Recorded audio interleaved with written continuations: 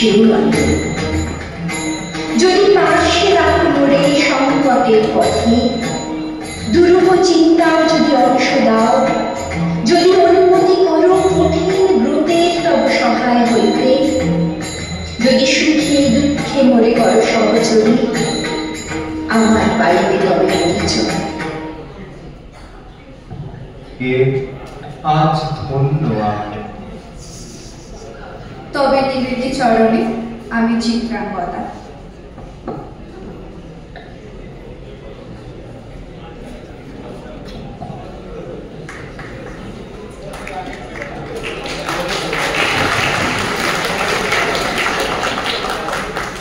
মৃণা এক মধ্যবর্তী গৃহবধূ, ভিতরে আগুন বাইরে শৃঙ্খলা।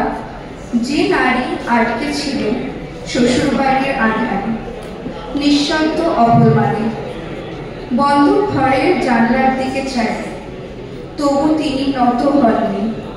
তার কলমে, তার চিঠিতে প্রথমবার বাংলা সাহিত্যে উচ্চারিত হলো নারী মুক্তির ঘোষণা। স্ত্রীর পত্র। এটি শুধু একটি চিঠি নয়, এটি একটি নারীর আত্মঘোষণা। মীরায় বলেন, আমি অগ্নিসম্ভবা। সে নারী যে পড়ে তবু জ্বলে না, আলো দেয়। তিনি বললেন, এই সংসার, এই ভদ্রতার আড়ালে লুকিয়ে গোজামি আমি আর মানি না। মৃণাল সেই নারী যিনি কারো স্ত্রী হয়ে জন্মাননি, তিনি মানুষ হয়ে জন্মেছেন। তার চোখ দিয়ে রবীন্দ্রনাথ দেখেছেন এক সমাজ যেখানে নারীর ঘরে গৃহিণীরা আত্মার স্বাধীনতা চায়।